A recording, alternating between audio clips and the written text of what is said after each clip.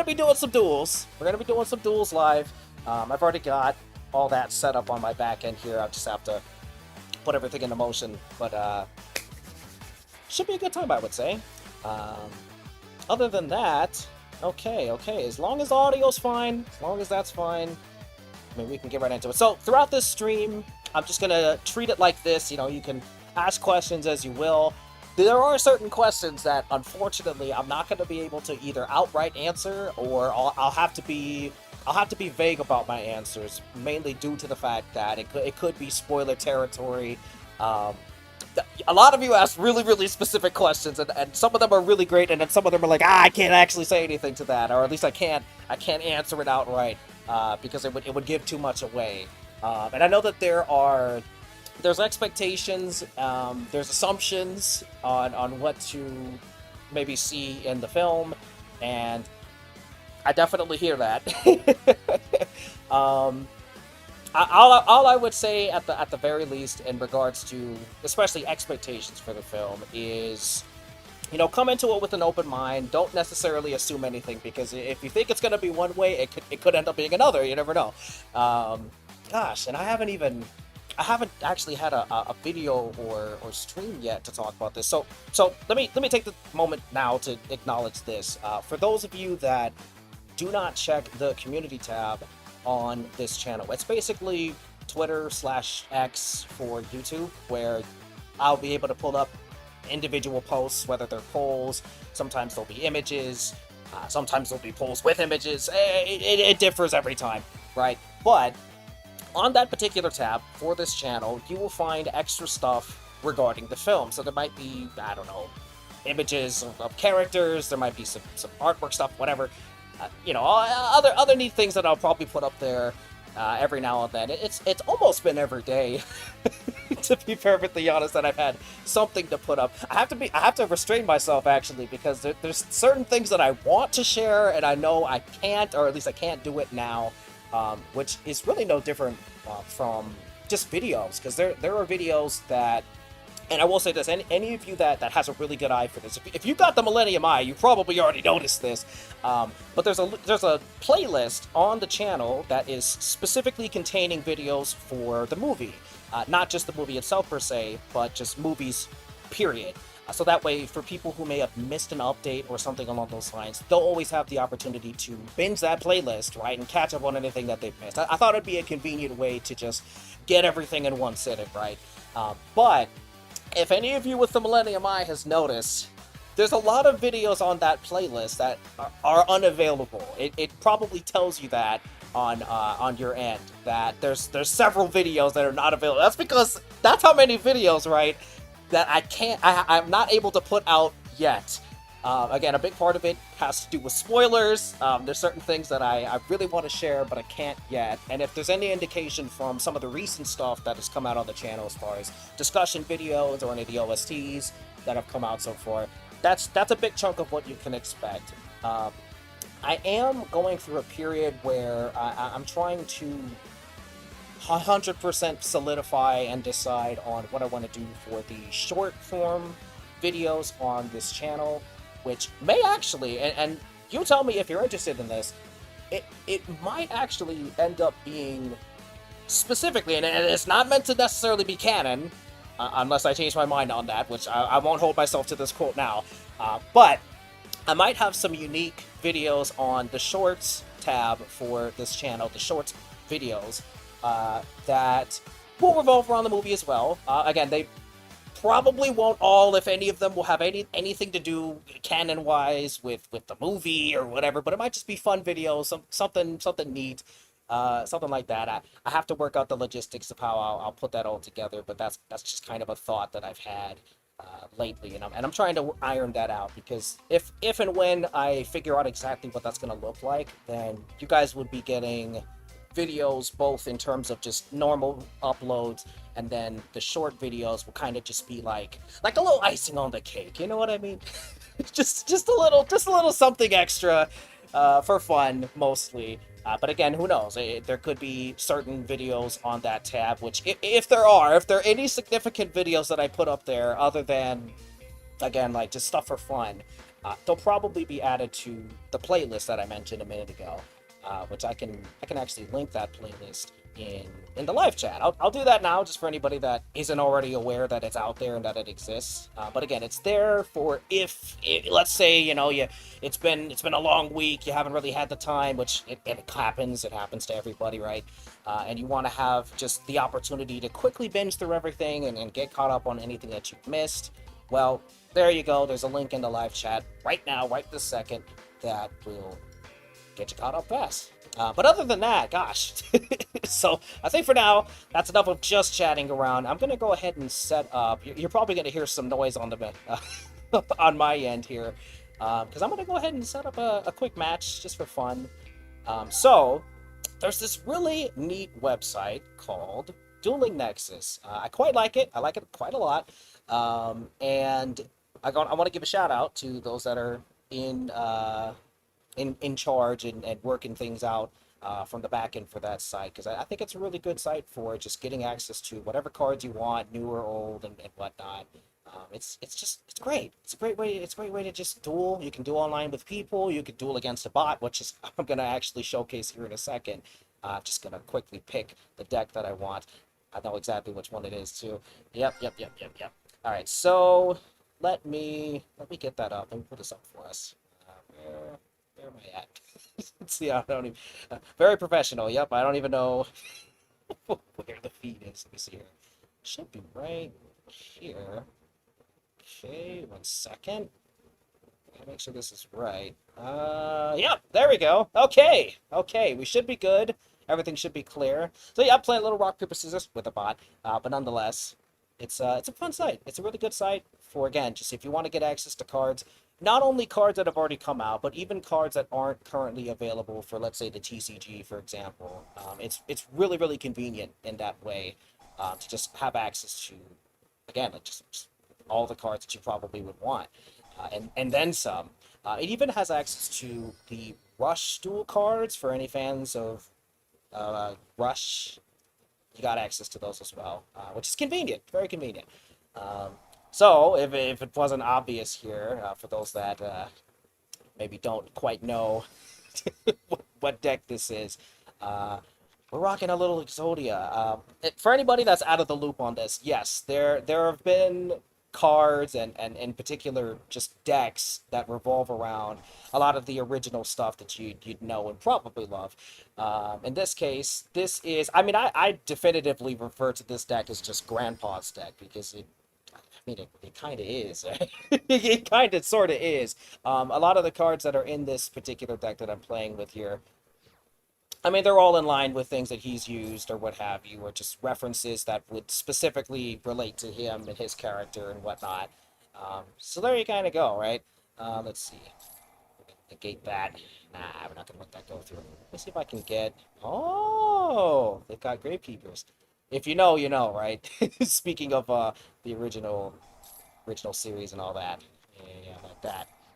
Let me see if I can get. So I'm gonna have to I'm gonna have to multitask here because I gotta pull up the live chat in a way that I can see it in case you guys are saying anything, because I can't. I didn't plan this very well.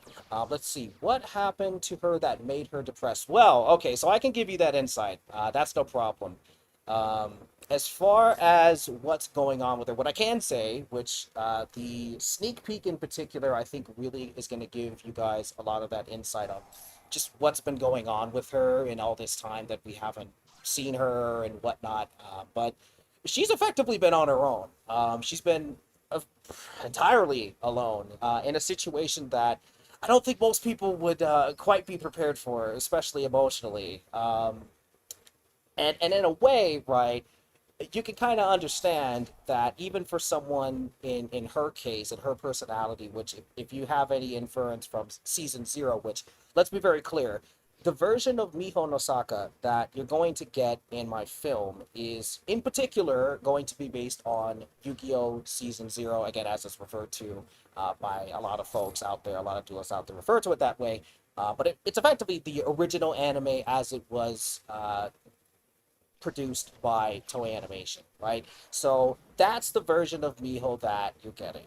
And so even with her personality, I mean, she's generally pretty bubbly. If you've seen, if you again, if you've seen season zero, I mean, if you haven't seen season zero, what are you doing? Go see it. But right, if you've seen it or you know enough about it to know the kind of personality that Miho has, even someone like her, and I got a comment kind of revolving around this topic regarding her.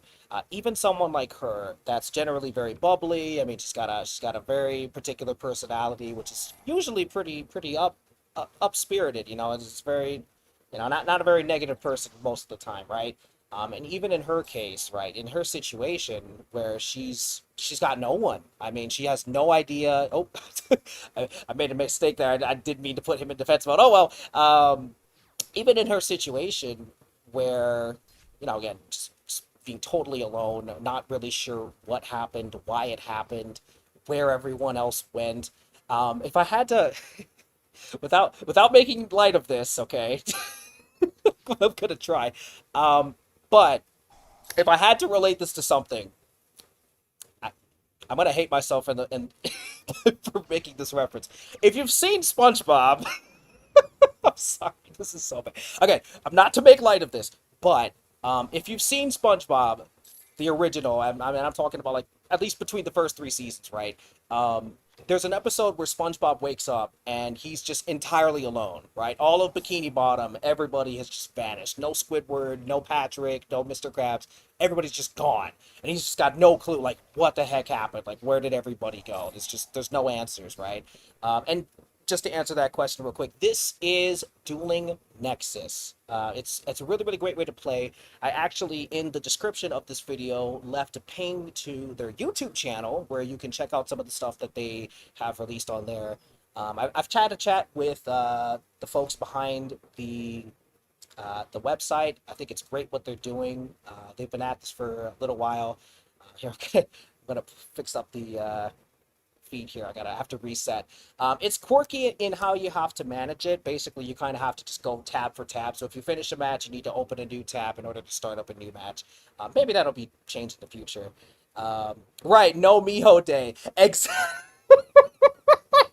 I, I get like not to make light of her situation, but if it's like the best way I can describe it, and don't worry, I'm gonna set up a new match here in a second. In fact, I'm gonna make it a round match so we can make them last for a while. In her situation, again, she kind of just like if I have to describe it right, she woke up one day, right? It should have been a normal day like any other. Although what makes her situation definitely worse from that one SpongeBob episode where SpongeBob is just totally alone. What makes it worse is it wasn't just the fact that people disappeared. It's the fact that color and life in her world basically just vanished. And this isn't really spoilers, right? Because the sneak peek that I've put out so far, I think it would give you maybe enough context, I'd hope, to kind of show that things are strange here. Like something's wrong, something's off. It's not supposed to be this way, right? But it is, and it's a matter of her trying her best to cope with it, while again just having no real insight, no answers on what happened, why this is happening. Just nothing. She's got nothing to really work with. And just really all she can do is just survive in this situation. Um, and so it's very it's a very isolating, very just total solitude, right? Just but not by choice, obviously. This is not something that she would prefer. And if you know enough about her character, and again, this is based on season zero's Miho no Saka, not based on the manga's adaptation, which was very short lived. Let's be clear, right? That you just I don't know. There's not a ton you can really draw from that version of Miho, if you ask me. It's only for a chapter, and she really only played a very particular role in that chapter at best. So again, there's not a ton there, but that's again where season zero kind of makes up the difference, and it gives you a lot of that character that anyone would really be able to recognize again beyond that one chapter. Which, to be clear, right, this was Toei's adaptation and what they wanted to do with the character, especially by bolstering her to the forefront. Because again, I described it in my Why Miho no Saka video. If you haven't seen that, it's pretty recent upload on the channel here. Yeah, no. it could have not happened. They could have totally just left her in the background, or if she even appeared in season zero, it could have been brief. It could have just been, I don't know, a cameo at best. But they decided to do something more. I know there's a lot of speculation around why they probably made that decision. Some of it may have been just simply to try to balance out the cast. It may have been for just other particular reasons of why they justified doing it. But nonetheless, right, they did it. It happened. And now here I am today. That's where I come in, right?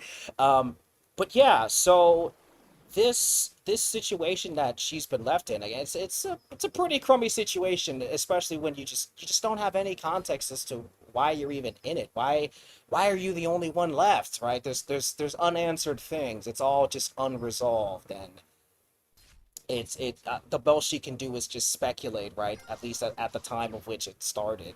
But obviously, based on the the sneak peek that I put out, she might be close to finally getting some answers. Maybe we'll have to see, right? Or is it just wishful thinking and it's not that? Who knows? We'll find out in time. I know this question is going to come up. I know it's going to come up eventually because I've only addressed it on the community tab. So I am going to take this stream to answer this question because again, I know it's only a matter of time before it comes up, but when's the film coming out? I don't have a release date yet. There will be a designated video to announce the release date. I'm not just going to make a community post about that. However, because I know that this question would probably follow this up, I'm going to address this as well, which has to do with, well, how much progress has been made on the film? Well, I do have some good news on that account. So I'm going to now acknowledge this in video form, I guess in this case, live stream form, in order for everyone to understand exactly how much has been done and how much progress has been made as of late. And ready for this? The film, in terms of production, has passed 20 minutes of completed footage. Now, that footage may or may not end up going through an extra editing phase once there's more to be done. But in the grand scheme of things, I'm happy to say that I'm making a very fair amount of progress within the time that it's taking me for me to do all these different things I need to do. There's a lot that I have to account for. There's certain limitations that I am going to have to deal with. And speaking of limitations, so here's kind of a big, I think this is a good segue. So I did get, and I understand. I get it. And it's gonna be tough. I'm in a tough position in terms of how would I put it? I guess pleasing everyone. I don't know how else to word it. There's gonna be times where something may hit or something may miss, and I just accept that for what it is. You know, there might be times where I'm not necessarily gonna be able to please every single duelist out there, and I accept that. It's fine. It's what's going to keep us all unique as individuals. Is we all have certain preferences. We all have things that we're more interested in than others, and that's just how it is. There's nothing really wrong with that. That being said, right. So recently we had Joey's theme come out. I acknowledged this in the recent video on the channel talking about Joey, aka Janochi, and right. Not everyone was super thrilled with that particular theme. Not everyone. It wasn't like, oh my god, millions of people coming at my throat, right? But I understand why some folks may not have been as thrilled about that particular theme in the version that it is, and what have you. I totally understand. Now, I do want to take the time to kind of get a little deeper into that. I think that it's worth it because this will kind of set the standard of more or less what to expect, right, moving forward in terms of certain decisions that I may make in the film. And this will be a good stream. This will be a good stream. It's kind of a landmark where I acknowledge certain things now and that people will maybe have questions in the future and I can just direct you to this live stream. Maybe. I don't know. It depends on how long this stream is because if it's too long, I'll just have to address it again. So, in any case, right, the thing is, there's going to be certain limitations that I'm naturally going to have in regards to the film. One of those that I do want to lightly address here, first and foremost, right off the bat, is characters, right? Characters that can or will appear in the film. And I'm not going to exactly state who, other than ones that we already would know of, based on what's come out so far for this film. But, right, there's limits, right? There's limits on exactly what I can do, how I can do it, and it has to be executed properly. A big part of it is the fact that, and this is me going on record, by the way, Konami, YouTube, hello. Right, I don't own Yu-Gi-Oh, the IP, the franchise. I don't own any of those things. It's obvious, but I have to acknowledge it as what it is. It's the truth, right? And so, as far as the use of characters, well, obviously there may be two characters in particular who have already been outright confirmed to be appearing in this film. Um, at the end of the day, there are characters that may or may not appear in this film. Now, and again, I've had a fair share of folks who are interested in seeing certain characters and whatnot, and I'm not going to make any false promises on who will or who will not appear in the film. What I will say is, again, for those characters that do, for the characters that are going to make an appearance in the film and whatnot, yeah, the character choices are going to be very specific, and especially because there's either a purpose for them, or there's a journey, there's a path that I want them to go on, and I want those of you that watch the film to be able to experience that and whatnot. You know, that's why they're going to be chosen. And this is a big thing too, because I know that there's a lot of folks out there that feel this way, right? But the fear of characters, especially your favorite characters, right, being sidelined, or just not really having much to do, right? Again, just the characters that are going to appear in this film, there will be no sidelining. I refuse to allow that to be the case. It's just not gonna happen. No, we are going to have characters in this film who are going to serve a purpose, or again, they're going to have some kind of journey that they need to go on, or what have you, or it may lead to even more without getting into too much detail. Spoilers, maybe. Um, right. So the idea is that, again, there's going to be certain limitations on what I can do. I don't want to go overboard in terms of this film, again, mainly because of copyright stuff. It's just something that is the case, which will kind of help me segue into this next segment here, which is about OSTs, the music that will be featured in the film.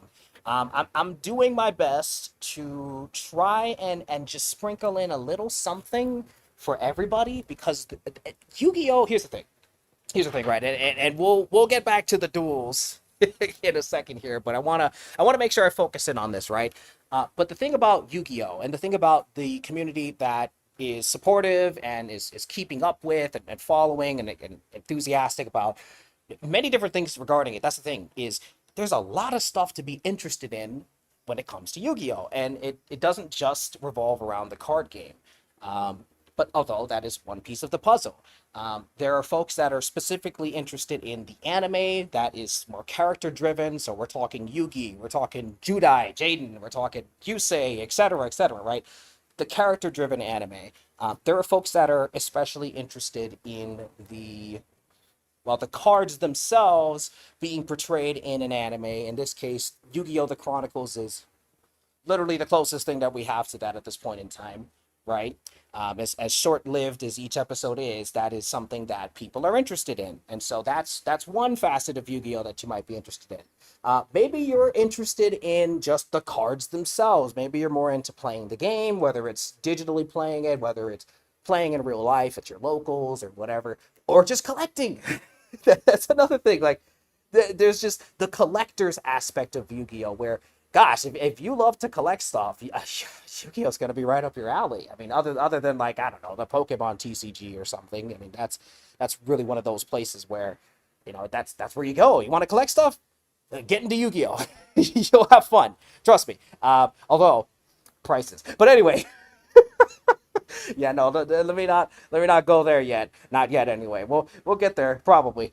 But I digress. So, the thing is as I want to sprinkle in is a little something for ideally everyone. I want there to be things that different sides of the community are going to be able to appreciate. They're going to know certain things, and it's not, to be frank, it's not going to be like, oh, Easter eggs everywhere and that's it. Like, no, they're going to serve a purpose.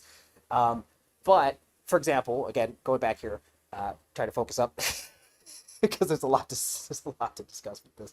Um, right, the OSTs. So the particular OST that was released for Janochi thus far, which if you've seen the recent discussion video on Janochi, you know why I'm saying that.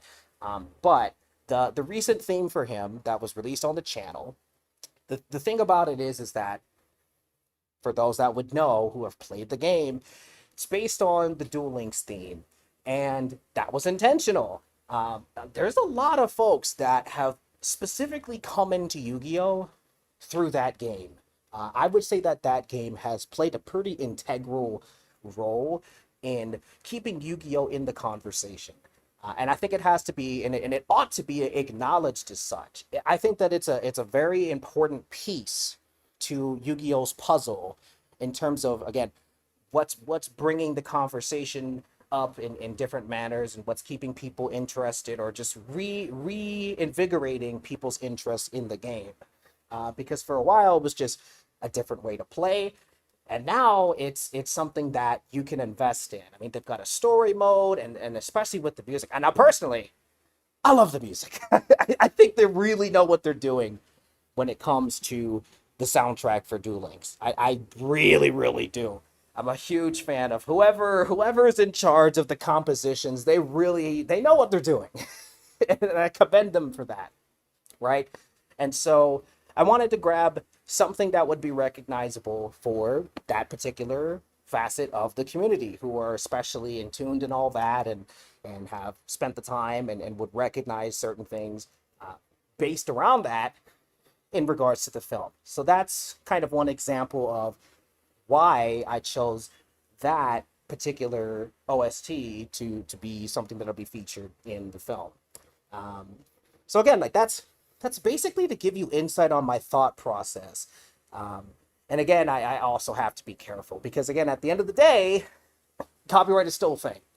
Now, we're in a very fortunate position when it comes to just fans of Yu-Gi-Oh! We're in a really, really fortunate position where not every single song is copyrighted to the degree that you can't utilize it in a fair use manner. There are certain tracks out there, whether they have vocals, whether it's just an instrumental, where, yeah, like you're gonna kind of border on risky when it comes to trying to utilize it for your own YouTube video, or any kind of video out there, on any particular platform. And so you got to be careful, right?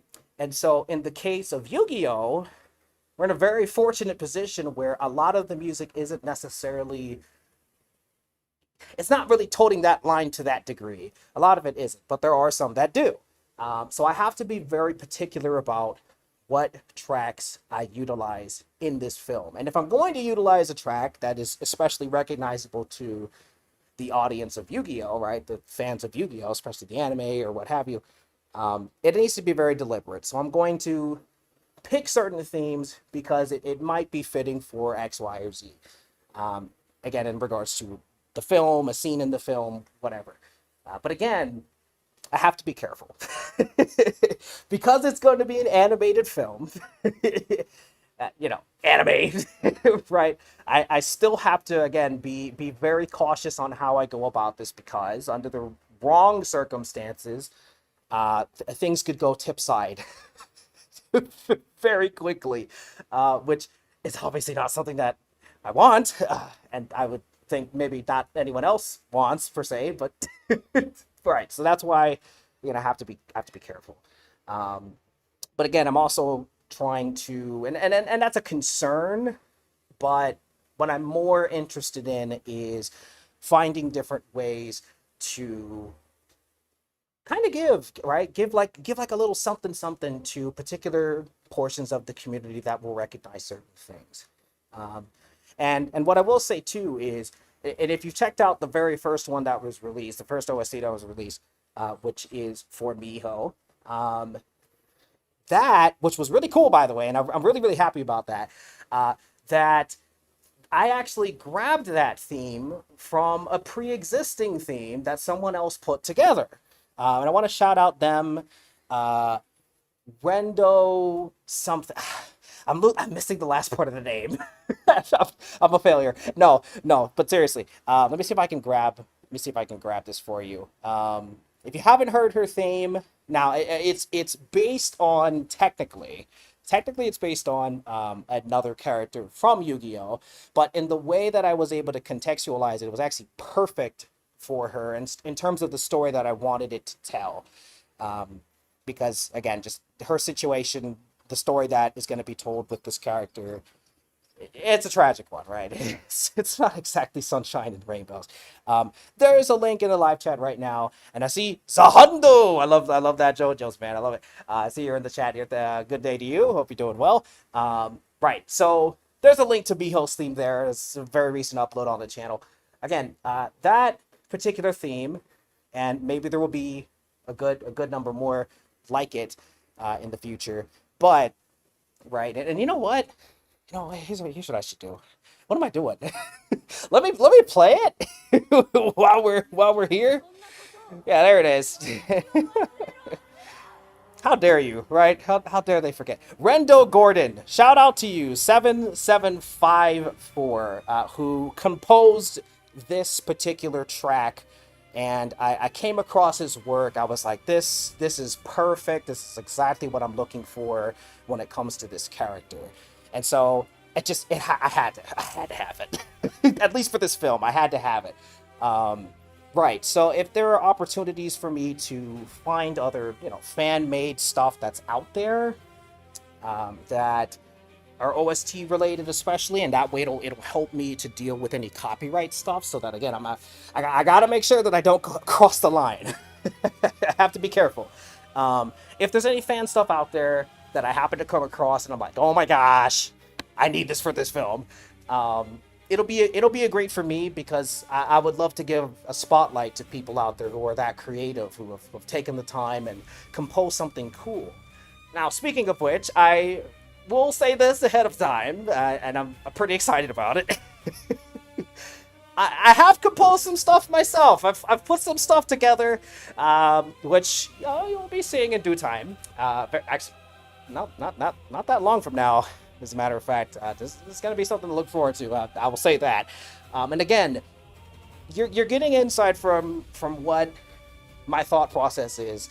So expect each OST to ideally be putting a spotlight on something that will at least be familiar to a particular section of the community that may be a fan of a certain aspect of Yu-Gi-Oh, the IP, the franchise, right? So that's just kind of to give you an idea again. But yeah, so that's a particular person again. Let me make sure I get this right. Rendo Gordon, and shout out to you. I had a little interaction with him, made sure everything was good to go. But there's going to be several tracks from that particular creator, and so I would say go show him some love, go show him some support. Again, you can see in the live chat there's a link to Miho's OO theme, and from there you can find in the description of that video a direct link to his channel where he's uploaded a few other Duel Links inspired Yu-Gi-Oh character themes. So go give him some support. Go show him some love. Tell him I sent you. Let him know. Let's see here. Will Miho settle things with duel monsters? If so, will she play only existing cards or only custom cards, a mix? Okay, this is actually a really good question. Let me answer that directly. So, I will say this. In this film, as of right now, I don't have any plans for custom cards. I know. No, but hold on. Before I lose you, hold on. I'm not gonna say that I'm opposed to custom cards. I'm not gonna say that. I've dabbled in things like that on my off time elsewhere myself. I'm not against the idea, but in order for me to justify it in the film, I'd say that'd be hard to do. It'd be hard to do for a few reasons. However, what I can say as far as the cards that, well, because man, that almost outright answers this question entirely. Yeah, no, there's going to be existing cards. Whether people are aware of these cards yet or not, that might be a hint. I don't know. I can't confirm or deny. But right, there's going to be cards that at least exist in the overall game of Yu-Gi-Oh that will be featured in the film. And I'm not going to get into because right, this is probably a big question here is which kinds of cards. There's a lot to talk about, right? There's a lot of cards that we can draw from. There's obviously more geared towards the original, right? Back in the day, we could talk about normal monsters, all the good line day, vanillas for those that refer to them that way, whatever. I can't say. I can't say which it may or may not be. Made it back after losing your. If you lost your account, sorry to hear that. I will say this too, and it should be pinned on the live chat for this stream. But if you're not aware of it, and if you'd like to, you're welcome to join our Discord. There's a link on the live chat, and it's also, I believe, if I'm not mistaken, it should be linked in the description of this stream and just any video I actually upload. If I'm not mistaken, I believe that YouTube has some kind of system in place that allows all the links to be fully accessible that way. So if you're looking for any of those kind of social links, I do have all that stuff there. So you should be able to find it, no problem. But anyway, let's see. Was wondering where it was derived from. Yeah, the theme. Here's the problem, right? It's like, if you really get me going in these conversations, I gotta be careful not to slip and like spoil something, because I was about to say something and I caught myself just now. It's tough, man, because in my position, I'm also coming at it from, well, you know what? I'm a fan of Yu-Gi-Oh too, and so I'm kind of excited just to see something new myself, even though I'm the one that just so happens to be in the seat making the darn thing. I really want to see it complete, and I'm still working on it, frickin' every day. Even if I can only get something small done. I mean, real life in it, stuff that goes on in general. There's things that will take my time, and so sometimes I only have enough time to maybe work on a few seconds of a scene or complete one scene, and then I'm done for that day. It depends. It varies. But I definitely do whatever I can whenever I can. I almost missed a day the other day. I almost did because I was dealing with, that wasn't really an injury, but I was dealing with something. This is kind of unfortunate. I refer to it as like an old man back. So sometimes I've had problems with that, and unfortunately that, because it's your back that's connected to every single limb on your body, sometimes that compromises things. You might have a bad shoulder that day because of it, whatever. And I almost missed a day of doing something, right? Doing something to add on to the film. I almost missed a day. And I was laying there and I'm like, yeah, I know I'm supposed to be resting. I'm supposed to be recovering from this situation. But I gotta do something. I can't just sit here. And it felt wrong. It felt wrong to not be doing anything that day. So I toughed it out and I got it done. So this film, in a way, just the production specifically, because it's not about just completing the film, but it's also the journey that it's going to take to complete it. And that's going to be a particular day, and I'm sure there will be many like it, where I'm just going to go like, man, this is what made it worth it. Because it's pushing me. It's pushing me to keep going. And in the midst of also doing the production, there's other videos that I'm going to want to make for you guys in the meantime. Whether it's just more insight on the film or something to look forward to about the film, whatever it is, whatever the case. But anyway, let's see here. So Hondo saying, just thinking it. Like, what if Miho played those illusion type of... You know what? I want to say this. I really like the illusion type for Yu-Gi-Oh cards. I like that. I really, really do. Every time I think of it, I always think of Pegasus, which I think is fair. But I don't know. I really like that that's an actual thing, and that they've been making a lot of just new stuff revolving around that type. As a matter of fact, I will say this because it's not really a secret. If you've taken, like, I don't know, 5 minutes and looked across some of the videos on this channel prior to anything to do with the film, There's a particular deck that I'm a really big fan of. It's my favorite deck. It has a lot of meaning to me, which we could be here for like an hour plus extra if I if I go into it now.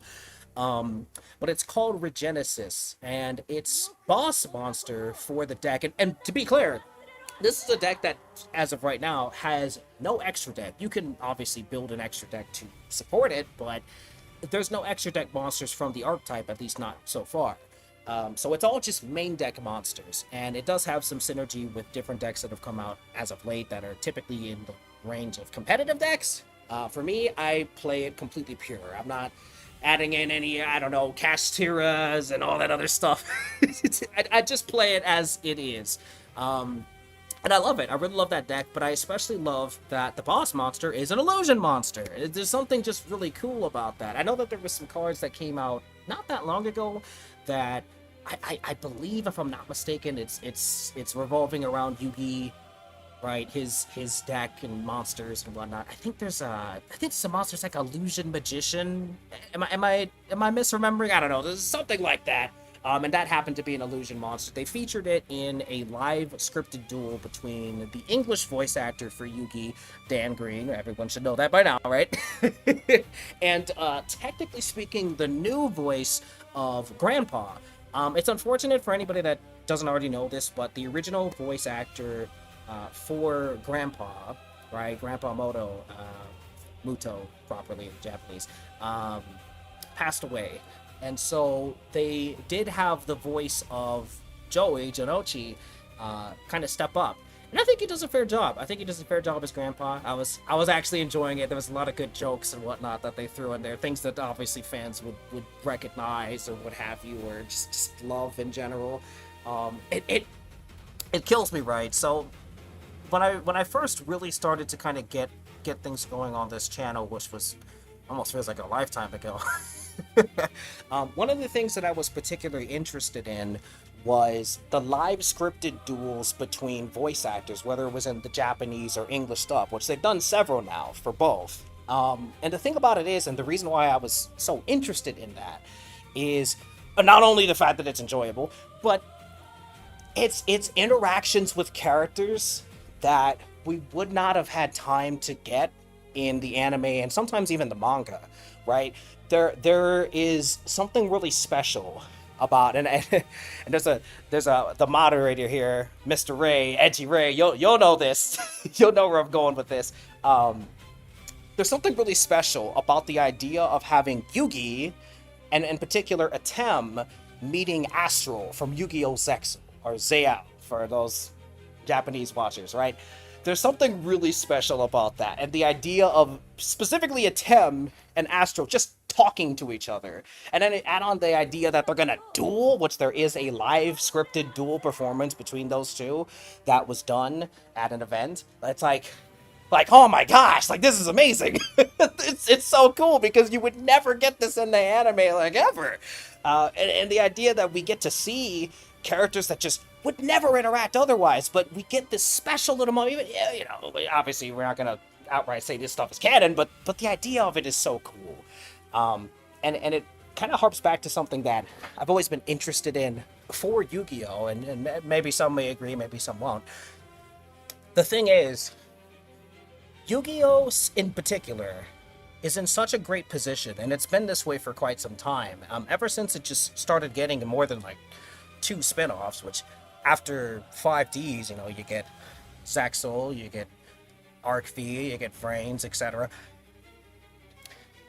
I think Yu-Gi-Oh! is one of those unique series. It's a unique franchise where it could really do a whole lot with an anthology series. And if you don't know what that is, basically, simply put, an anthology series is the kind of show or book, series, whatever you want to call it, whatever medium you want to take. But the concept of it is it gives you the opportunity to kind of bounce around in a timeline of an existing universe that kind of spans, you know, multiple generations or what have you. And it gives you the opportunity to see characters that you recognize or what have you, and you see them in different scenarios. Like, let's say we have one character and it's post this event. Like, let's say this is what happens to Joey after the events of so and so, or this is what's going on with Kaiba during this situation, right? And that's something that an anthology series can do, and it doesn't just have to revolve around one particular spinoff for Yu-Gi-Oh! It could span any of the existing spin-offs, etc. It could even jump into some things that are still today only accessible to experience through the manga, right? There's so much that was not animated for the original Duel Monsters anime, whether it's Season 0 or even Duel Monsters as we know it, right, as most of the world knows it and recognizes it. There's so much material that Konami is just sitting on. And that's what really, it lit a fire in me to want to try to get their attention and just say, hey, you know, you have a lot of stuff you can do now that you have an animation studio. There's so much stuff that you can do with that in regards to Yu-Gi-Oh! Alone. And they've got other IPs, let's be fair here. They've got a lot of other stuff that they can draw from and make an anime around or what have you. But all they've done is Chronicles. And kind of crazy. It's kind of crazy. That's all we've got, and it's all we've had for quite a while now. And I think it's just it's devastating to me. It's devastating, and it's a waste of potential. We have, gosh, so many characters and so many stories that could be told. Ones that are, again, specifically from the manga, and also ones that we just wouldn't get otherwise because the anime itself either just capped off at a certain point, and so you wouldn't get to see what would happen with certain characters. But just things that could be answered, questions that we'd want to get answers to. Like, oh, what if these two characters dueled? Or, oh, what if these two characters got to interact? Or, oh, where does this character's story end? Because maybe there were things that were unresolved. Maybe there were questions that were never answered about a character or a group of characters. Whatever the case is, that's what an anthology series could do for Yu-Gi-Oh! It could jump anywhere in the timeline as it exists. And I choose to believe, and some people may disagree, that's totally fine. I choose to believe that from the original Duel Monsters all the way up to at least Brains, because it's very clear through Rush Duel that it's effectively a totally new universe, right? It's a totally new thing. But I choose to believe that between Duel Monsters to Brains, all of that is one timeline. That's my headcanon, I don't know. Whatever you want to call it. I'm one of those folks that believes that that's all connected. In one way or another, I believe that it is. And so, with that in mind, if you catch my drift, that's where an anthology series could jump between any of at least those series. And to be fair, right, they could do stuff for Rush Duel as well. There's really no limit on where you can jump around in terms of that kind of show. But it would be something that could also keep up with the card game in a way that it never really has before. The thing about the cards, right, the physical cards that you're going to buy packs for, maybe you'll buy them online, a lot of people do. However it is that you indulge in collecting cards for the physical card game. An anthology series could keep up with anything coming out. Anything coming out in recent sets, current sets, upcoming sets. It's the perfect way for Konami to market for the card game. So, right, let's say we have an episode coming up, or let's say it's going to be a 3-episode event, and it's going to be, I don't know, let's say it's Joey meeting up with Seto Kaiba years after the departure of Atem, and they decide to have a duel rematch, and it's going to span 3 episodes of this anthology series. Let's say that, right? Just something crazy and epic and amazing and totally awesome like that, right? At that same time, let's say that in the real world, right? Meanwhile, in our universe, let's say that we have cards that are going to come out for an upcoming set, and it's going to feature Blue Eyes cards, right? Seto Kaiba type cards, and it's going to also feature Joey, Jonochi type cards, whatever they may be, right? That's something that an anthology series can do, whereas the existing character anime as we know it sometimes was and not even sometimes, no, I would say most of the time was pretty consistent, but after a while, I think it just became hard for them to keep up. And so sometimes you'd get it accurate, sometimes it's like, this set has nothing to do with the anime at all. And to be fair, that's also because, right, they have to compensate for the fact that there are people who are strictly interested in the card game, and so there are going to be people who only want sets that are supporting the card game itself, rather than trying to stay connected with the anime, right? But they've got plenty of stuff that comes out every year. I think they could find a way to make that work.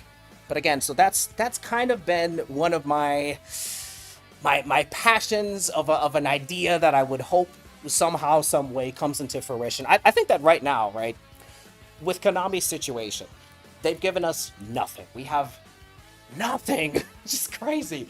We have no confirmation of any upcoming anime, right? Right now is the time for Konami to be reevaluating. You know, going back to the drawing board. Let's figure out what we did wrong. Let's see what we can do better. Let's see what we did right, and then try to move forward. Right? This is the time to make these kinds of decisions because they have an animation studio where they can have anything. Right? They can greenlight any project if they really want to. Now is the time to say, okay, let's try some things for this Yu-Gi-Oh IP, this franchise that has, in a lot of ways, been very financially successful for us, right? Like if we're speaking for Konami, right? Let's do some things that we have not tried before. And the cool thing about it is too, again, right? Especially for an anthology series, is bringing things from the manga to life. Things that we just didn't get to see. My number one pick, if you ask me, my number one pick, we need Yu-Gi-Oh! R to be animated. It has to be done. We have to see Yu-Gi-Oh! R animated. It needs to happen. Now, mind you, that does not require an anthology series. That could easily be its own extended anime that'll have a lifespan of whatever, however many episodes they need to tell that story, right? But that's something that Konami could do that would specifically pay an honest to goodness, really good tribute to Takahashi. I think that would just be perfect, right? Like, he wrote the darn thing. It was really, really good for anybody that experienced it, right? If you actually took the time to read it or however you experienced it. It's one of the best things that they could animate right now. Because it's going to have all the characters that the majority of the anime fans recognize, know by heart, what have you, right? Like, it's just perfect. So if Konami, hi, as one of your employees here, if you're listening, look, if you're going to do anything with this animation studio, start with Yu-Gi-Oh! R. I'm telling you right now, I have the experience to prove it. There is still so much copious amount. It's crazy. There's so much enthusiasm around the original cast of characters. The first series, Duel Monsters, Yugi, Kaiba, etc. People still love it. And the thing is that I know they know it, right? Because that's why they keep releasing new support, specifically for those characters.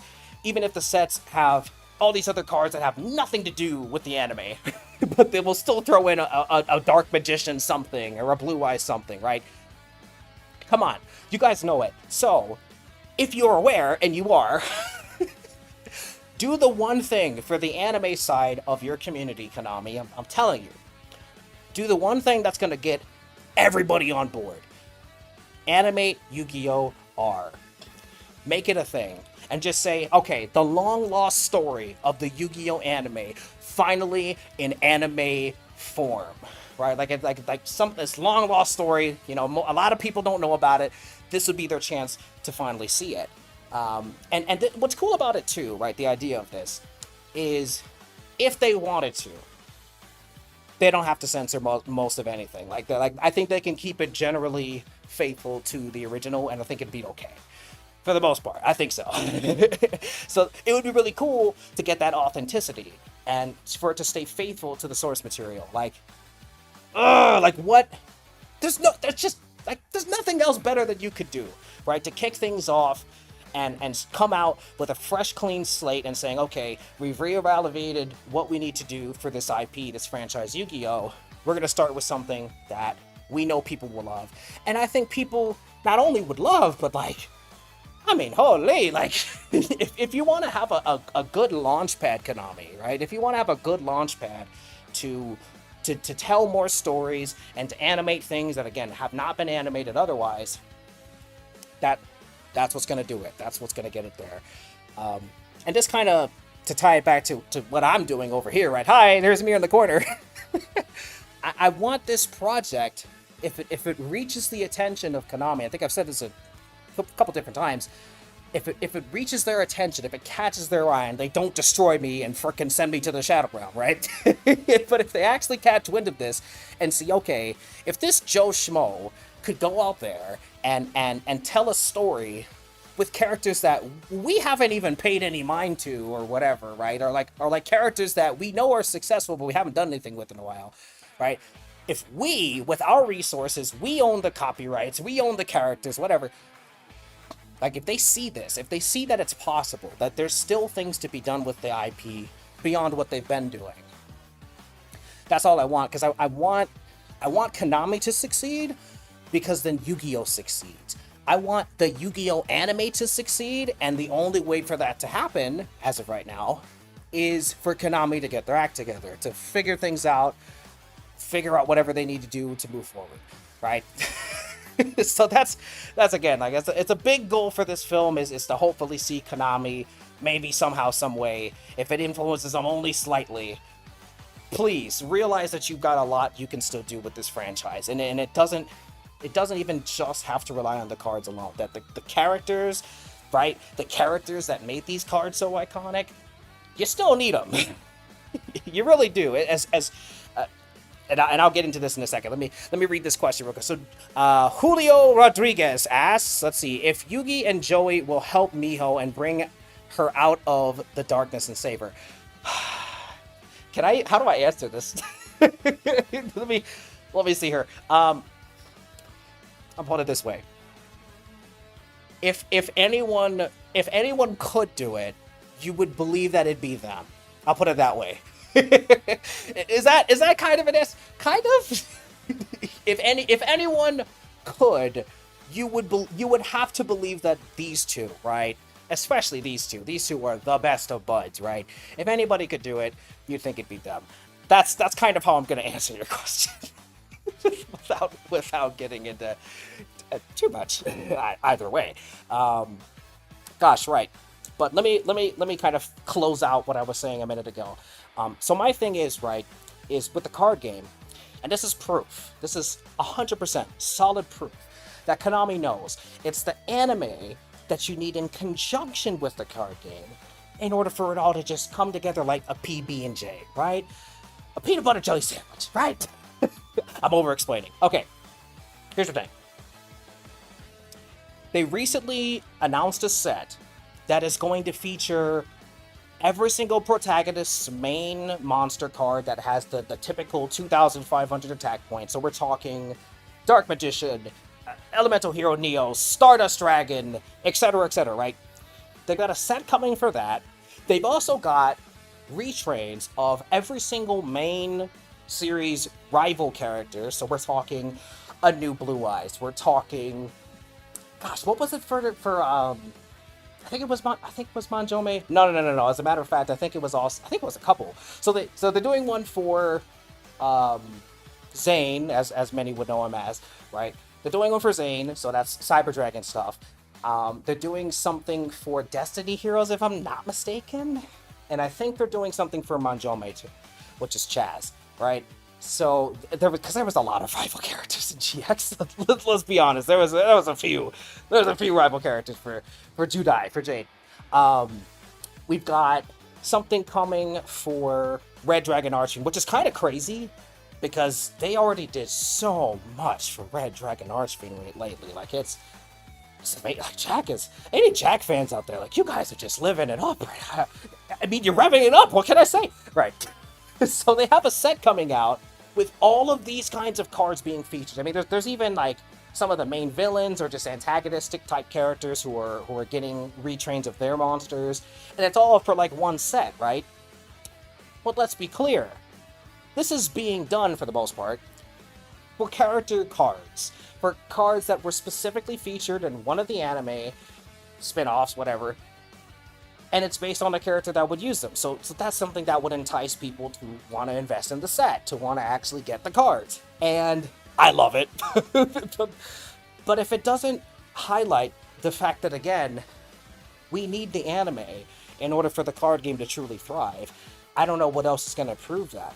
Why even make this set? Because it's totally unnecessary if you really think about it. Like, they don't have to. We already have access to all of these cards, as far as the protagonists are concerned, the rival characters, like, you can get these cards already as they are. But we're getting upgraded, basically, upgraded versions of these cards. Why else would you base a set around something like that? Unless, again, you're acknowledging the fact that the anime is that powerful, that it's so relevant still, that this is what we're doing. I mean, honestly, I would hope that by the time that's made available worldwide to the public, I would hope that they announce something. I mean, that'd be amazing. It'd be really cool. Who knows? We'll see. Gosh, you know what? I've been going on a tangent for so long now. I forgot to play another match. Should I play another match? All right. Let me do one more match. Because I've been going on for a while now. You'd think I was reading like a pendulum card with how much I've been speaking. Right? All right, let's see here. We're going to do one more match between... We're gonna make it a best of 3. Again, like, I just now freaking realized that, like, oh man, I haven't done any dueling in a little bit here. Let me fix that. Let me fix that right now. All right. So... Let me grab a deck I want to play here. Here, we'll do something interesting. Alright, let me pull this up for you guys so you can see it.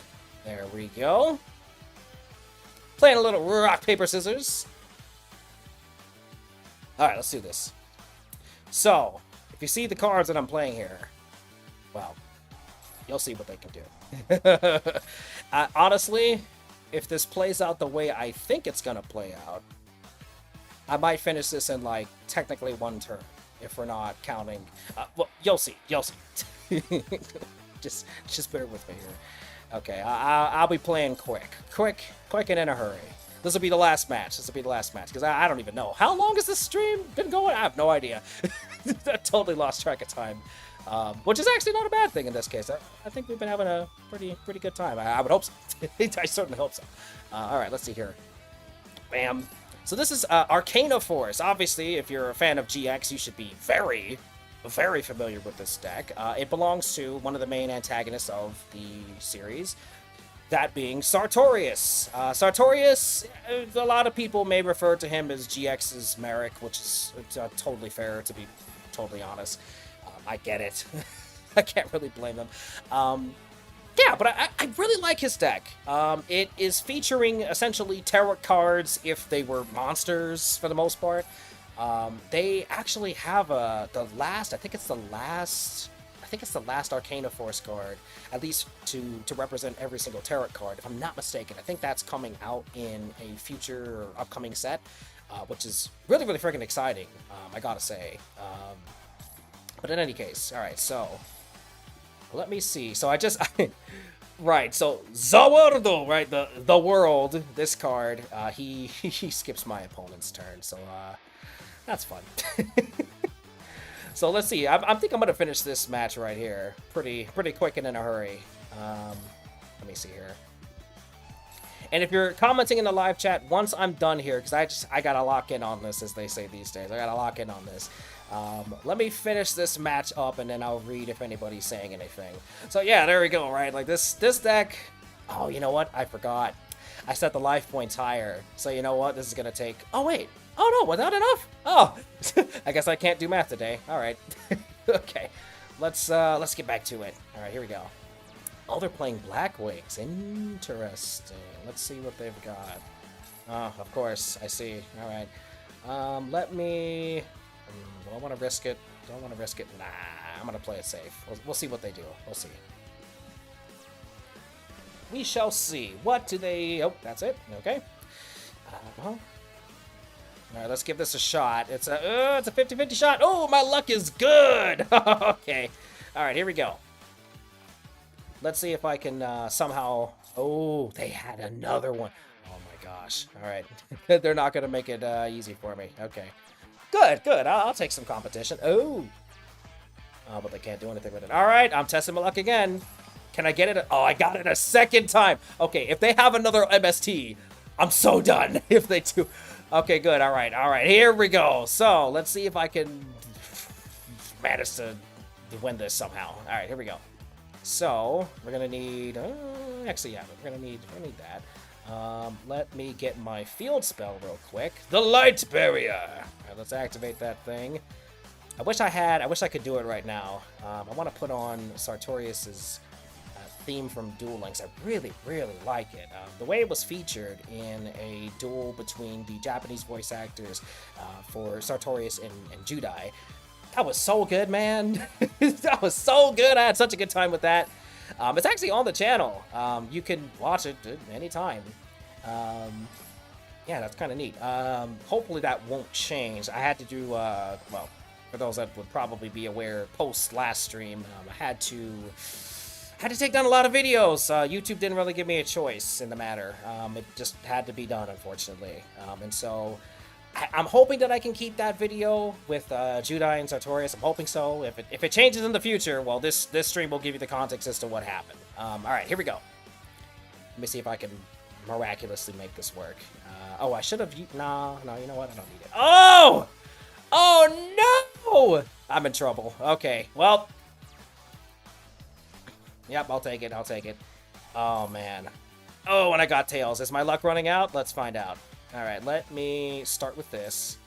Okay, we're gonna grab... Oh, bro. Wait, you know what? This is fine. This is fine, because I have a plan. Maybe. I hope. All right, I'm gonna activate this. I'm gonna get my field spell again. This is a fun fact for any of you Arcana Force players out there.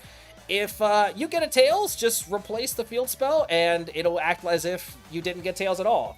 For anyone that didn't know that. Fun fact. I figured that out on a limb. I didn't even really fully realize it, and I was like, oh, that's neat. It's pretty convenient. Let's see here. So, I'm gonna try something. It all depends on what they have. They've got those 2 set cards, which could, of course, be a problem. But, with a little bit of a heart of the cards, maybe we can resolve this issue. Let's see. Oh, yeah, that's right. I've got my normal summon still. Sawarudo! If you know it, you know it, right? Alright, I'm gonna skip their turn real quick. I'm not even gonna risk it. Let's see what I can do. Is my luck good? Is my luck good? Oh, my luck is so good. Alright, let's do this. So, I'm gonna grab 1, a 2, and here we go. Let me see if I can finish this quick. I'll try. Let me just... No, you know what? Let me save that. I need that field spell later. We're gonna summon my little guy here, my little buddy. He's very helpful, of course.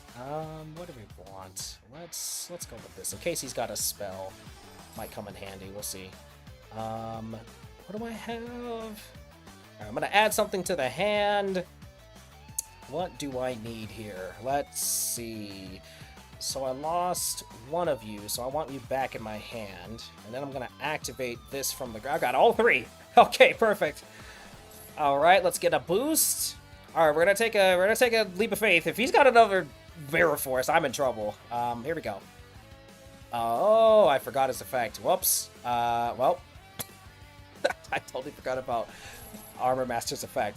My mistake. So let me see here. He can't be destroyed by battle. Yeah, and I think he's gonna place a wedge counter on, yeah, the sun. The question is, do I have something to remove him? I do, but I can't activate it. I don't think I can.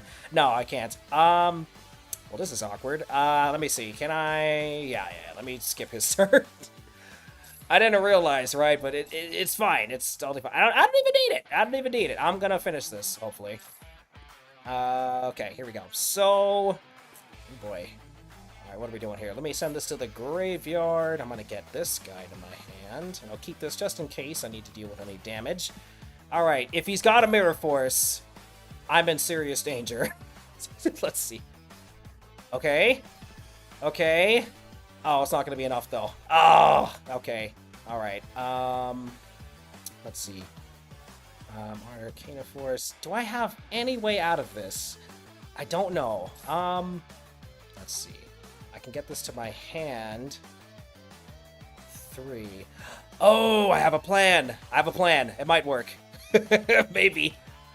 Okay. Bam. Oh, I got tails. Well, that's actually not that big a deal. Let's see.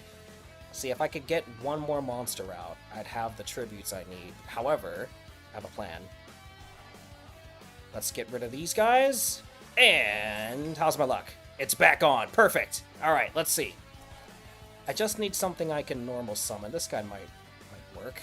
Let's get that back to the hand. Okay. All right, so I want this guy. Yep. Let's go with heads. Okay. Nah, but we need more damage, so let's do this. All right, here we go. Bam! Okay. This should be it. If I have anything... Yep! Woohoo! Ah, okay. There we go. That's game. Okay. Gosh. I did it. Thank goodness. All right. Nailed it. All right, so let me catch up with the live chat. Let me see what you guys have been saying. Tech, welcome, sir. Hope you're doing well. Question for you. Let's see. Did I already answer that? Oh, I think I already did. Okay. I think I already answered that question. All right, let's see. Hello. Welcome. No worries. The stream will probably be available after I wrap up here. That was the last duel for the stream. So you'll be able to check out the playback. Golden Angel. That's it. Okay. So, gosh. That was a pretty solid. I don't even know how long have we been streaming for. I have no idea. That's a good question. Let's see about it. Oh wow, it's been a little over an hour. Okay, time really flew. I didn't even notice. I think I was talking too much. Sorry. Well, I guess that's kind of part of what we were doing here, right? Anyway, okay. Thank you guys all for joining me here. You know, it was a pretty good time. I would certainly say so. I hope you guys had a good time just kind of hearing me talk about all this stuff to do with Yu-Gi-Oh! And yada yada. Yeah, no, it's if it wasn't obvious, it's a bit of a passion thing for me. I've said this before in different times and different places, but this card game, it saved my life at a point in time, I would say so. It all started when I found those 3 cards in a parking lot. Fun fact, my first cards, yes, I did find them in a parking lot. They were Gravekeeper's monsters, which to this day I now actually have the deck built in real life, which meant something to me, obviously, in that case, because those were the 3 cards that I found. You'd have to dig, but I know I put up a community post showing those 3 particular cards. Maybe I'll make like a fresh version of that post and reshare it again or something like that sometime in the near future, just to give you guys an opportunity to let me know what cards you started with, and maybe we'll do a stream like that where we'll all kind of get a chance to answer these kinds of questions, and it's not just me answering questions. Anyway, gosh, as you can see, I can go on for quite a while. But anyway, gosh. Again, thank you everybody for joining me for the stream. Let me see what you said here real quick. Can't wait for the movie project. You got me to watch season. Yes! Oh my gosh, yes! Mission accomplished. Even if I can only get 5 duelists to go and check out season 0, that is a win. Okay, that is a win. GG. Yes. I want people to check that out. While there are obvious, Miho being one of them. While there are obvious changes from the original source material, a big part of why Season 0 is worth checking out, right? And I'm gonna let the music go here.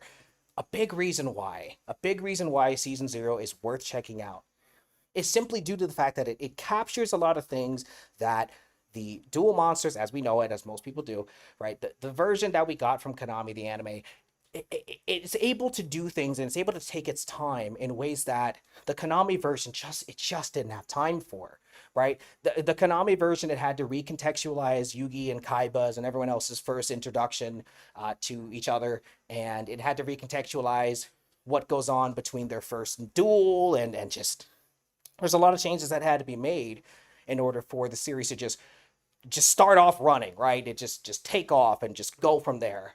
And the thing about Season 0 is that even with Yugi and Kaiba's rivalry, if you thought that the base anime of Konami, right, the Konami adaptation of it, if you thought that had enough build up for Yugi and Kaiba's rivalry, you have to see Season 0 to understand that there is so much solid ground, a foundation, if you will, that was even set up for that. And that's something that, again, in order for you to kind of get that context, at least in an anime form, season zero is the thing for you. Obviously, you can also get that insight from the manga. That goes without saying. But season zero, it has the time to take for basically all of the main characters of the friend group, right? We've got Yugi, Anzu, Taya, Honda, Tristan, and Jonochi, Joey.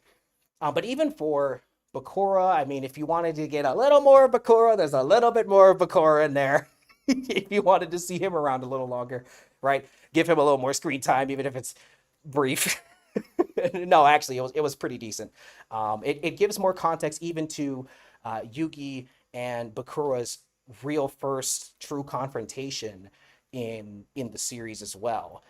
We it's without getting into is it spoilers? I don't know, but there's a lot for Bakura to do in there as well. I will say that, and so that's what makes season zero. It is. I won't even sugarcoat this. Season zero is the foundation for this film. However, there's two big layers of foundation for this film, and season zero being one of them. The other one is definitely, if you couldn't already tell, if you didn't guess it, it's Dark Side of Dimensions. Those two particular pieces of media from Yugioh are two of the biggest foundations for this film. And the question we got from Kyle, will the movie be free on YouTube? Yes! Yes, it will. There will be no strings attached to this film. I want folks to be able to just enjoy it as it is. Again, just kind of to put you in my mind and my perspective on it, if I was and I am, one of the audience members that just doesn't have anything to look forward to other than Yu-Gi-Oh! The Chronicles, and that's like a few minutes in 1 month each time to get something new Yu-Gi-Oh! Wise, it just ain't enough. So in my case, all right, if I was in that position waiting for this thing, I would want to be able to actually get the chance to see it. So no, it's gonna be free on YouTube. You're gonna be able to watch it as it is, and as long as no one like Konami or YouTube decides to strike it down with a Raigeki, if you know what that is, everything will be good. So yes, it'll be free. It's a very long-winded way of saying yes. Let's see. You like Miho's character? Yeah, I understand. I get why people didn't. By the way, I was this like a quick cut in here. I was obviously leaning towards ending the stream, and now I've kind of just extended it, just acknowledging it because I just realized. Anyway, right. I understand why people didn't like Miho. I get it. I understand that some of these things, again, just and obviously I made a video about it. It comes down to culture and how we perceive things. Which, to be fair, I don't even think is a bad thing. I think that it's fine that some of us view things one way and some of us view things another. There's nothing wrong with that. However, in the context of Miho, it's honestly it's tragic in its own right. In regards to this film, right? It's tragic in its own right that she was just taken in a negative light by a good number of people, and it's sad. It's sad, right? Because I really don't think I doubt that the intention at least. Mind you, intentions don't always lead to the results that we want, but intentions do matter in terms of context. And in the case of Toei's decision to bolster her in a main character position, right? Because let me be very clear, like as far as season zero is concerned, she's effectively part of the main cast. Like there's just no mincing words with that. Obviously, in the manga, it's different. But as far as specifically season zero, yeah, no, main character, right? But I don't think that their intention was to make her unlikable. I doubt it. Otherwise, why even add her if that was the goal, right? To tick somebody off. No, I don't think that that was the case. But again, if you don't really watch a lot of anime, especially outside of Yu-Gi-Oh, some of these things are either going to fly over your head or they might genuinely just not be very satisfying to witness as a viewer. Because I think Toei's thought process, which to be fair, is a lot in part to what Takahashi was clearly focused on before going all in on the card game, right? The kind of writer that he is, that he will always be known as, in my eyes anyway. He wasn't just a one trick pony. This wasn't a guy that was just okay. He's really good at telling stories about card games, and that's it. No, this is a guy that is really good at telling stories about people, about characters, about journeys and motivations and goals. And oh God, this is so long. That's the thing about Takahashi. He, in the beginning at least, especially if you look at the manga, right, it wasn't just about the card game. The reason why he went all in on the card game is obviously because of its popularity and because people were just so enthusiastic about the idea of playing it, owning the cards, collecting the cards, trading the cards, etc. But in the beginning stages of Yu-Gi-Oh, the manga, no, he was trying to tell character stories. I mean, I think if he had it his way, maybe Yu-Gi-Oh would have been more slice of life, still using the card game, make no mistake, like the card game would have still been a part of it. But I think in terms of the storytelling elements, I think that would have been bolstered in a way, especially for character-driven narratives, more so than just, okay, we got to get the guard cards. Okay, we got to stop the Seal of Orichalcos. I don't know. Even though that was the enemy, I know. But that's the thing, like, that's I think where Kazuki Takahashi's heart really was. If obviously if you know the heart of the cards, the thing about that is that, and again I'm totally extending this stream. It was about to end, but here we are. But you know what? I'm having a good time. I hope you guys are too. Gosh. Anyway, let me stop interrupting myself. Right. So the thing about the heart of the cards and why that matters so much. I mean, when in the context of the characters, right? Exodia. I think Exodia is our prime subject. Is the number one thing that I can point to and say, okay, this was the intention, right?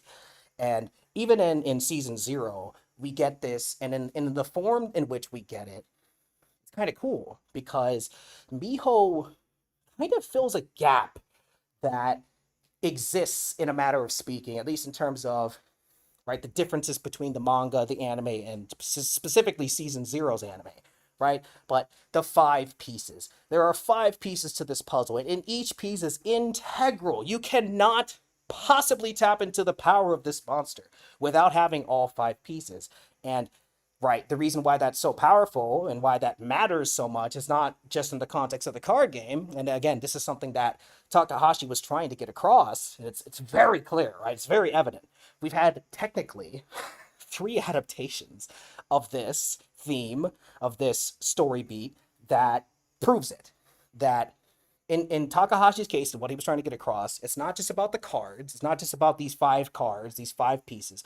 It's about the people who is represented by each piece, right? So in season zero, which is the real main difference between the other two adaptations, we have Miho filling one of those pieces as a role to play in terms of the forming of Exodia. Obviously, if we take the original manga and or if we take the anime as we know it from Konami, yeah, the context is a little different there.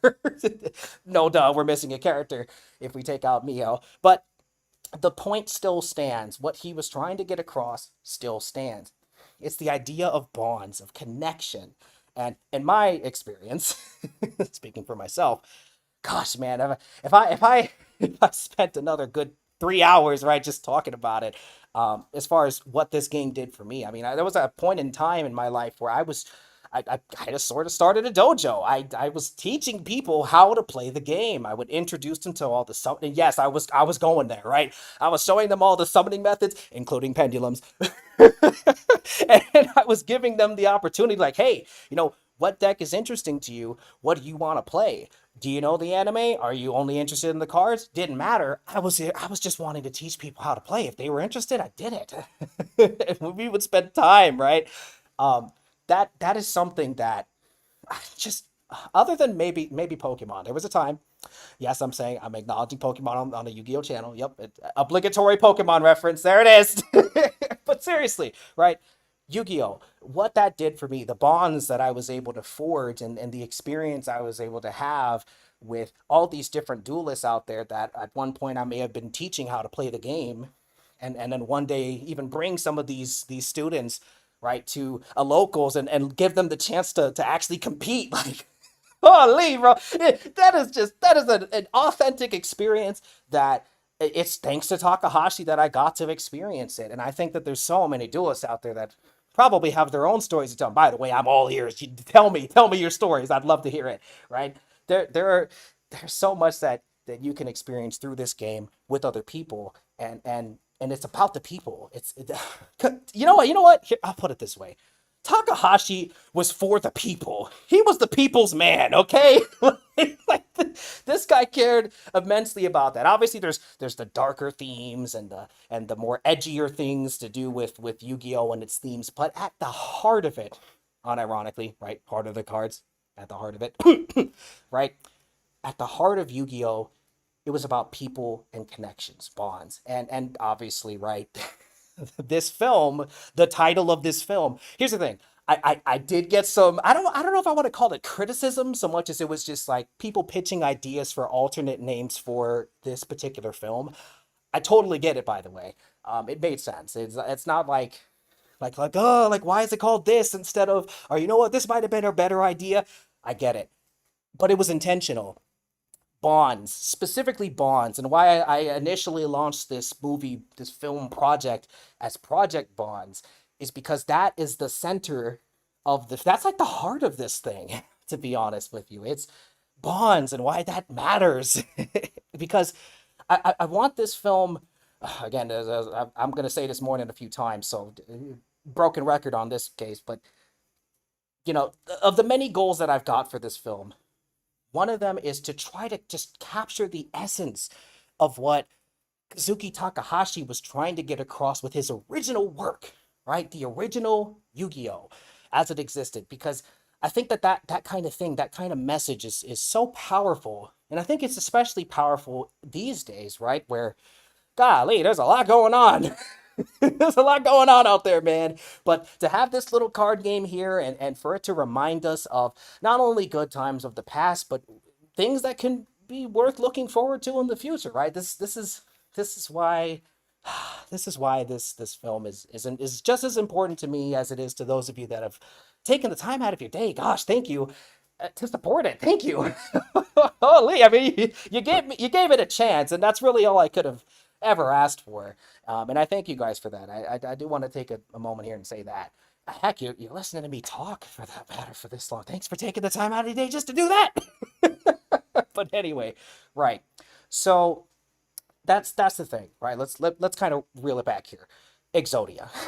That's why that card is not only the most powerful card in the game, basically, because he was an instant win, at least at the time, right? At the time, and then there was all these other cards that could do it. The point still stands. that that's why that card is so important. Because of what it represents, because of each piece and what those pieces are actually a stand-in for, which is people that are connected to, in this case, Yugi, right? Gosh, heck, I remember when I got all 5 pieces of Exodia in real life. That was a fun day. Maybe I should talk about it. Okay, not this time, but maybe in a future stream I'm gonna talk about it because it was something special. I have to admit, not to toot my own story's horn about it, but it was a good time. Anyway, so gosh, basically, right. That's that's one of the things that I really want to capture in essence of this film.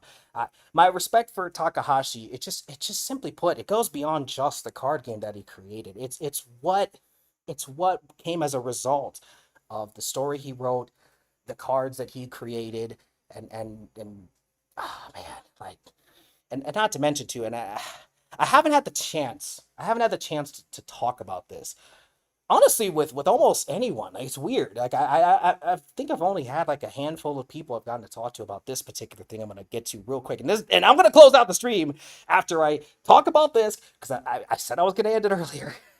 I think I did, and then I kept going. Right. Okay. The thing about Takahashi as well is, and I love it. I love seeing that so many duelists took the time out of their day to make some kind of tribute. This film is that for me. It took me this long, which I don't really think that's not something to criticize, right? Because everybody has their process. Everybody has a time where they find a way to, find answers to things when it comes to someone's passing. And in this case, with Takahashi, it took me this long to figure out, how would I want to express what he meant to me, insofar as what his creation did to my life, how it impacted me. I didn't meet the man in person. Golly, if I did, you better believe I'd be yapping about that if I had the chance. Gosh, but right. This film is that for me. That's my, it is going to be my tribute of sorts, and it's a thank you. It's a thank you letter to him. My gosh, for his work and what it did. It did so many things, but not just for me, but so many people. Oh my goodness. That's another reason why this film is so important to me, just as an individual, being the one that's making it, is it was my answer. It was the answer I came to. I almost sound like I'm describing a Yu-Gi-Oh episode or something. But gosh, anyway, let me get to right. Let me catch up on the comments. So let me see here. Sad that Miho wasn't in the reboot. Right? Yeah. No. Even if she made like a small appearance, even if she was a background character, I would have taken that. I'd have been okay with that. Right? Like I don't think that would have been so bad. Let's see. Wanted to ask something non Yu-Gi-Oh related. Do I have an X? I do. All the links to socials are should be visible in the description of the stream. Not to mention too, as far as chatting is concerned, we do have a Discord. It's pinned on the comment in the live chat. There's a link to the Discord if you want to join there, if you haven't joined already. So that's another good place to reach out. I actually brought back my X account because I shut that thing down a while ago.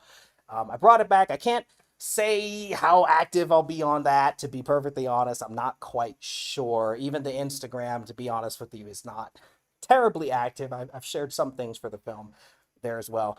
Um, but I digress. Yeah, no. So all the socials should be there. It should be easy to find. Let's see here.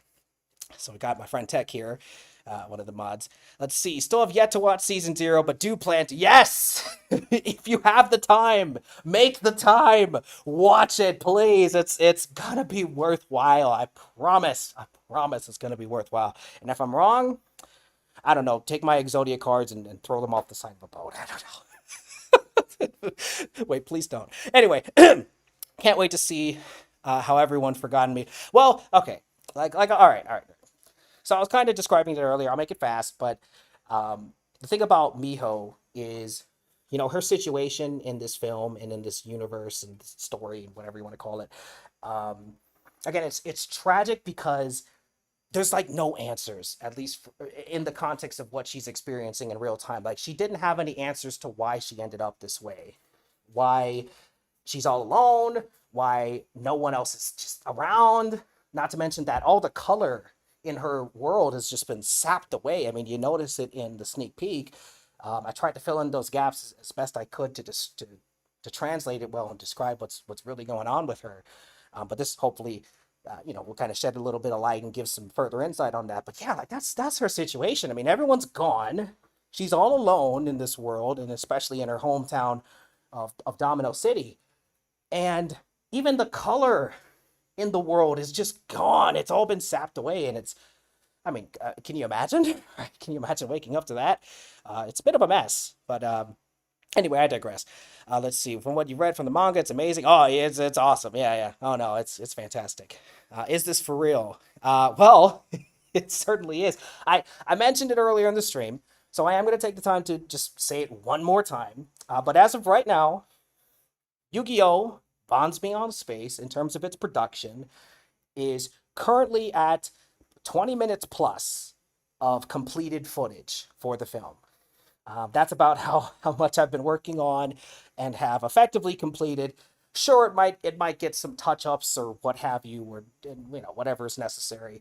But that's effectively what I have as of right now. As of this live stream, that's where we're at. 20 plus minutes of completed footage. So we're almost there. We're almost at a half hour of completed footage, which is kind of crazy, actually. In the context of like an anime film or what have you, it might not sound like much to just say like, oh, like it's 20 minutes. It might not sound like much, but again, in the context of like an anime thing, it's not really small, I will say. So in other words, this is good news. Don't worry. Like I'm not behind or anything. I'm not lagging or anything crazy or falling short. It's actually going quite well. Even on the days where I can't get a ton done, I at least am making the effort to do something, to add something to what I already have. and it's fun at the end of the day, and that's also what's super important. And let me say this too, to close out, okay? Because if I extend this to another hour, let me not do that. Right. So to close this out, to any of you other creatives out there, the people out there who are passionate duelists. Yes, that's a reference to the OST. I love it so much, man. And it happens to be a Thames theme. Anyway, to those of you passionate duelists out there that have something you want to create or have something that you've already created, but you just haven't taken that step yet to put it out there for people to see. Let what I'm doing, okay? It's not that big a deal, but as small as my project may be, whatever, however it ends up turning out, I hope that it inspires you to go and make your projects a reality or to finally share your projects with the world. Don't hesitate. Don't hold yourself back. The only thing that can really stop you is you. And that's the truth. Let me put you in my shoes for a second, right? The second I launched this project, YouTube demonetized me, and then all these other weird things started happening on my back end for YouTube, and it just was a mess at first. But that can't actually stop me. The only thing that could stop me is if I decided to just throw in the towel because, oh no, inconvenience, right? And if I put it in the context of you, the one that may be listening to this now, don't let other things outside of you, especially yourself, don't let anything stop you from doing it, from going out there, putting out what you want, telling the stories you want to tell. Let me tell you this. I might end up coming across your creations, by the way, because I'll be the first to admit I look on YouTube, I search, I try to find fan projects and shows. I come across a lot of live action stuff, which I think is fantastic. Here's a quick shout out to Revelations of the Seal of Orichalcos. Thank me later, but seriously, look that up on YouTube if you haven't heard of that series. Again, Yu-Gi-Oh! Revelations of the Seal of Orichalcos. If you haven't seen that series before, just do it. Yeah, I know it's a dated and internet meme. Anyway, seriously though, go do it. Like, don't hesitate. It's really, really good. Gosh, that's one of the series that really inspired me to find my way in making something of my own. And that's really all it takes is even just one person. If one person goes out there, if you go out there, yes, you duelist listening to me at this moment, whenever it is, live or otherwise, all it takes is one person going out there and making your project real, and that might be enough to inspire someone to do the same. Go for it.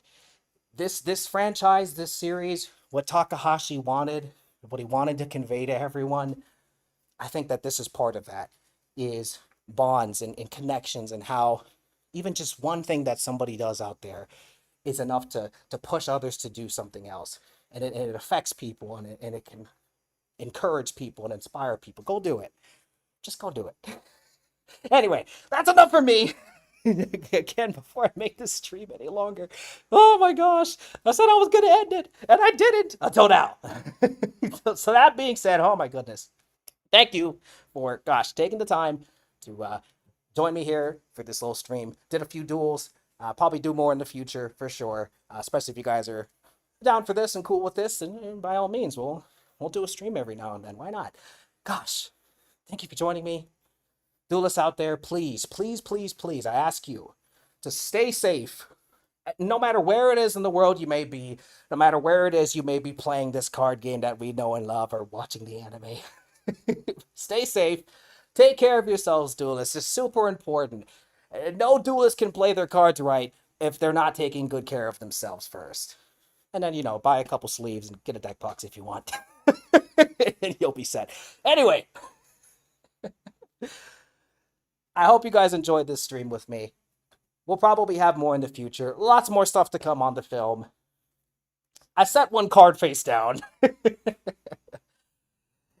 I end my turn, and as always, it's time to duel! Catch you guys next time.